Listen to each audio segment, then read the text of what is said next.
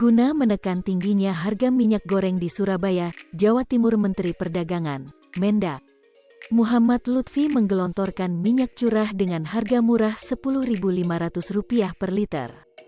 Para pedagang mendapatkan harga Rp10.500 per liter.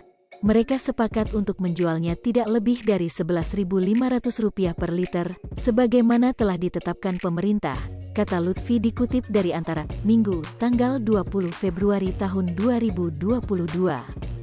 Ia mengatakan minyak curah itu didatangkan dengan 2 mobil tangki berisi 5 ton minyak curah dari produsen secara langsung. Mantan Duta Besar Indonesia untuk Amerika Serikat itu mengakui harga minyak curah di Surabaya saat ini masih cukup tinggi, berkisar Rp15.000 hingga Rp17.000 per liter. Padahal stok minyak curah tidak langka, bahkan terbilang cukup memenuhi kebutuhan masyarakat. Namun yang dialami pedagang selama lebih dari sebulan terakhir justru merasakan kelangkaan minyak curah, kata Lutfi. Ia menduga tingginya harga minyak curah disebabkan ada oknum yang menimbun dan berdasarkan hasil inspeksi mendadak, penimbun beralasan karena harganya di pasaran masih belum pasti. Untuk itulah saya turun langsung ke pasar tradisional dan retail.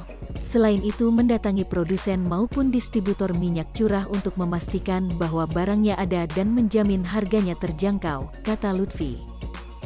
Pemerintah, kata dia, akan terus mengupayakan minyak curah murah di sejumlah pasar Surabaya dan di kota lain, agar harga bisa turun dan sesuai dengan ketetapan pemerintah.